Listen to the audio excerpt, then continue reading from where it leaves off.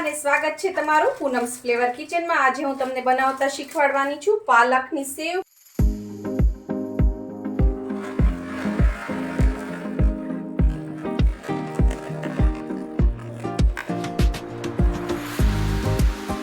સેવ પાલક છે full of protein, vitamins, minerals, antioxidant હોય છે એની અંદર અને શરીરમાં સ્ફૂર્તિ વધારે છે, એનર્જી લેવલ છે એને અપ કરે છે અને લોહીના ટકા વધારે છે। આમનામ કોઈને પાલક ખાવાનું કહેશે તો બધા જ મોઢું મચકોડશે, પણ જો આવી રીતે નાસ્તાના ફોર્મમાં આટલી હેલ્ધી વસ્તુ આપીશું તો બધા ખુશી ખુશી ખાશે।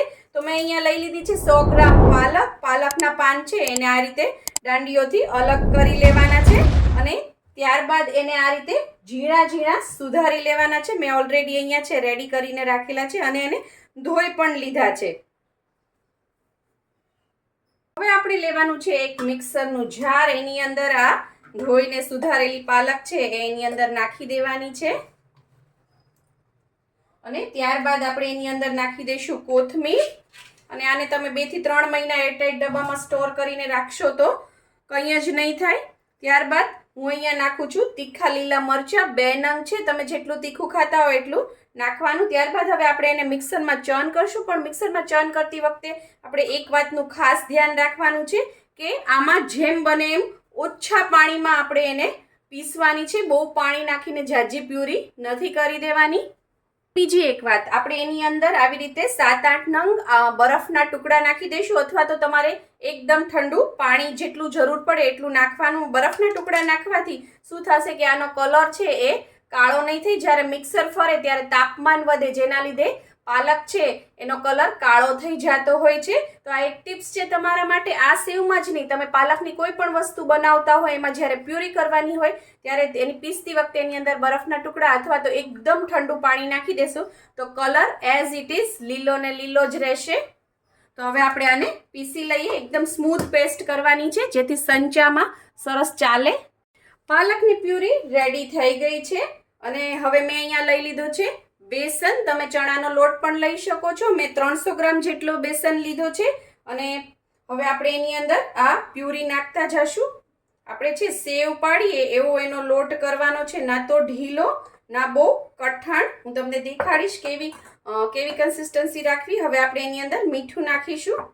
મીઠું અત્યારે થોડું ઓછું નાખવાનું કારણ કે લાસ્ટમાં આપણે એની ઉપર એક મસાલો છાંટવાના છીએ એટલે।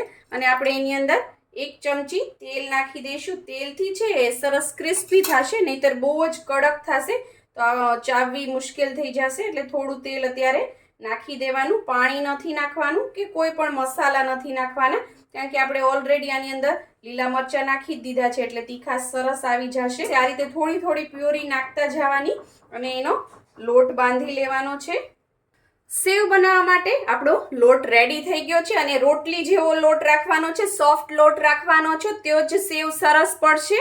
હાથમાં સેજ તેલ લગાડીને આ રીતે એને કેળવી લેવાનો છે એટલે ચોંટે નહીં, કારણ કે બેસન કે ચણાના લોટની કોઈ બી વસ્તુ બનાવો તો એ ચોંટે બહુ જ તે, એટલે તેલથી કોટ કરી લેવાનું એટલે સ્મૂધ થઈ જાય। અને કઠણ લોટ હશે તો સંચામાં ઇઝીલી પડશે પણ નહીં અને બહુ જ કડક થશે। અહીંયા સંચો લઈ લીધો છે મેં, એની જે નીચેની જાળી હોય એને પણ 2 બાજુ તેલ લગાડી દેવાનું છે અને આ જે સંચો હોય સેવ પાડવાનો એની અંદર પણ આપણે તેલથી ગ્રીસ કરી લેવાનો છે જેથી એ બધે ચોંટે નહીં। આ બધા જ એના પાર્ટ્સ છે એને તેલથી આ રીતે ગ્રીસ કરી લેવાના છે અને મેં આ રીતની જાળી લીધી છે। આટલી જાડી સેવ પડશે, તમે કોઈ પણ જાતનો શેપ આપી શકો છો। હવે આપણે આને ફિક્સ કરી દઈએ અને તમને દેખાડી દઉં કે આપણે જે લોટ બાંધ્યો એમાં આખું બાઉલ ભરીને પાલક અને કોથમીરની પ્યુરી યુઝ થઈ ગઈ છે। 1 ચમચા જેટલી જ વધી છે। હવે આપણે આને લઈ લઈએ અને આ રીતે લાંબુ કરવાનું છે, આ રીતે, જેથી કારણ કે આનો જેવો શેપ હોય એ રીતે અંદર ઇઝીલી જાય છે। ત્યારબાદ આ રીતે સંચો બંધ કરી દેવાનો છે। મેં અહીંયા ઓલરેડી છે ગેસ ઉપર તેલ ગરમ કરવા મૂકી દીધું છે। હવે આપણે સેવ પાડીએ। તેલ અહીંયા સરસ ગરમ થઈ ગયું છે। મીડિયમ ગરમ કરવાનું, બહુ એકદમ ગરમ નહીં કરવાનું, નહીતર છે બળી જશે સેવ તરત જ અને અંદર બહારથી ક્રિસ્પી થઈ જશે, તમને એમ થશે લાલ થઈ ગઈ છે પણ અંદરથી કાચી રહેશે અને કલર છે એ પણ કાળો થઈ જશે। મીડિયમ ગરમ થઈ ગયું છે। જ્યારે પણ સેવ પાડો ત્યારે ગેસની ફ્લેમ ધીમી કરી દેવાની, નહીતર હાથને તાપ લાગશે ને હાથ એકદમ લાલ થઈ જશે. ઘડિયાળનો કાંટો ફરે એ રીતે તમારે આ રીતે પાડતું જવાનું છે. થોડી સેવ પડે એટલે આગળ આગળ ચાલતું જવાનું. આ બધી ટિપ્સ છે. આ રીતે તમારે એકને એક જગ્યાએ નહીં પાડવાનું. આ ગૂંચળો થઈ ગયો તો હવે એની બાજુમાં જ્યાં જગ્યા હોય ત્યાં તમારે આ રીતે રાઉન્ડ શેપમાં પાડતું જવાનું છે. અને ક્યારેક સંચો ફરી જાય ને નીચે છે એ ધ્યાન રાખવાનું આ રીતે. અને હવે આ થઈ ગયું છે એટલે એને એન્ટી ક્લોકવાઇઝ ઊંધું જે રીતે તમે પાડતા હતા એની ઊંધી દિશામાં તમારે આ રીતે ફેરવવાનું. એટલે છે ઇઝીલી નીચેથી તૂટી જશે. જો તમે એની જાતે જ પડી જશે. ન પડે તો ચાકા કે ચમચીથી સેજ તમારે ટચ કરવાનું એટલે પડી જશે નીચે. હવે ગેસની ફ્લેમ ફરીથી થોડી મીડિયમ કરી દેવાની અને તરત જ એને અડવાનું નથી, નહીતર છે એનો શેપ વિખાઈ જાય. 2 મિનિટ થઈ ગઈ છે. હવે આપણે આને આ રીતે પલટી લેવાનું છે. ચમચાથી તે ઇઝીલી છે પલટાઈ જશે. જો તમે ઉતાવળ કરશો તો શેપ વિખાઈ જશે. અને હવે ફરીથી આને આપણે તળાવા દઈએ આને. હજી કારણ કે કાચી છે એટલી 2 થી 3 મિનિટ સુધી તમારે આને આવી રીતે તળવાની છે. અને થોડી થોડી વારે એને પલટતી જવાની છે. બહુ ઉલટ પુલટ નહીં કરવાની જરૂર પડે. ઇઝીલી તળાઈ જશે. અને કલર જુઓ કેટલો સરસ કલર લાગે છે આનો. 2 મિનિટ થઈ ગઈ છે. સેવ છે આપણી સરસ તળાઈ ગઈ છે. આપણે એને આ રીતે બીજા એક વાસણમાં કાઢી લઈએ અને તેલ બધું નિતારી લઈએ. અને તળાતા બિલકુલ નહીં વાર લાગે એટલે ધ્યાન રાખવાનું. 4 થી 5 મિનિટમાં જ છે સેવ બનીને તૈયાર થઈ જશે.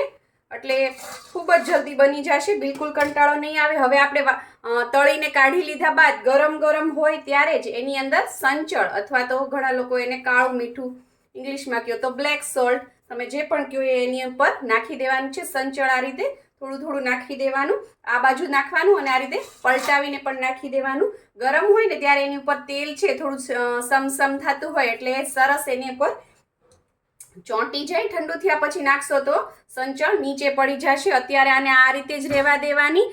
ઠંડી થાય પછી તમારે એને આપણે તોડી લેવાની. સેવ ઠંડી થઈ ગઈ છે. એને આપણે તોડીએ અને ડબ્બામાં ભરીએ. તમારે એઝ ઇટ ઇઝ આ રીતે રાખવા હોય તો પણ રાખી શકો છો. પણ હું તમને તોડીને દેખાડું કે કેટલી ક્રિસ્પી બની છે. જો તમે ઇઝીલી. અને આમાં હું નાખું છું. તમને અવાજ આવતો હશે. કેટલી સરસ આમ ક્રિસ્પી, પણ એટલી હાર્ડ નહીં કે તમે ચાવી ના શકો. એકદમ ક્રન્ચી. જો અને આ મેં વજન કર્યો છે. એક જ સંચાની સેવ કરી છે મેં. આખો સંચો આપણે જે ભર્યો હતો એમાંથી જ આ આટલી બધી સેવ તૈયાર થઈ છે. 300 ગ્રામ જેટલી સેવ છે તૈયાર થઈ ગઈ છે. તો બહારથી રેડીમેડ વસ્તુઓ શું કામ ઘરે લાવવી જોઈએ જો ઇઝીલી આટલી સરસ વસ્તુ રેડી થઈ જતી હોય તો. બહારના નાસ્તા છે એ હલકી ગુણવત્તાવાળા મસાલા, તેલ અને વારંવાર તળાતા તેલમાં બનતા હોય છે, જેના લીધે કેન્સર પણ થઈ શકે છે. તો બહારથી નાસ્તા લાવવાનું અવોઇડ કરવું જોઈએ અને ઘરે આ રીતે હેલ્ધી વસ્તુ તૈયાર કરવી જોઈએ. તો તૈયાર છે આપણી પાલકની સેવ. તમારે પાલક ને મગની દાળનું શાક જોવું હોય, પાલક પનીરનું શાક જોવું હોય, અથવા તો તમારે પાલકને આખું વરસ કેવી રીતે લીલી ને લીલી સાચવી શકાય એનો વિડીયો જોવો હોય તો એ પણ મારી ચેનલ ઉપર અવેલેબલ છે. જો તમને મારી આ રેસીપી પસંદ આવી હોય તો લાઇક, શેર, કોમેન્ટ કરો. પ્લીઝ મારી ચેનલને સબસ્ક્રાઈબ કરો. અને હા, બેલ આઇકન દબાવવાનું ના ભૂલશો, જેથી આવી જ સરસ મજાની વાનગીઓ તમારા સુધી પહોંચતી રહે. Thank you. આવજો.